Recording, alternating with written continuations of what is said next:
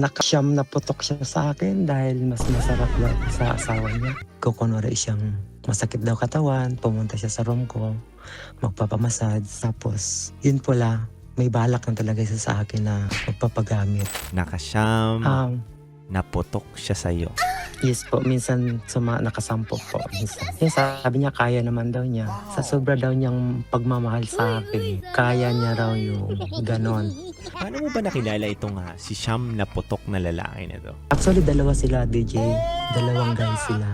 Mahal ko yung isa, pero doon ako nasasarapan sa isa. Sino ang mas dakila? Ang mas madakila is yung mahal ako. Gaano kalaki yung kargada niyan? Siguro mga 7 or 7.5, something like that. May asawa to? At May siya. asawa sa Pilipinas? Yes po. May 3 anak.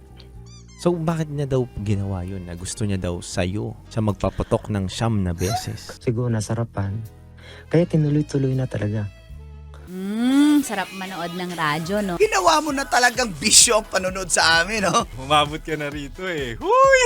Kaya kung gusto mong tuloy-tuloy pa ang tawanan, Iyakan at kiligan, aba, i-like mo na ang video na ito. At mag-comment ka na rin sa Bisyo Hit mo na rin ang notification bell. para updated ka sa mga kaganapan namin dito sa Love Radio. kailangan pa bang i-memorize yan? Basic.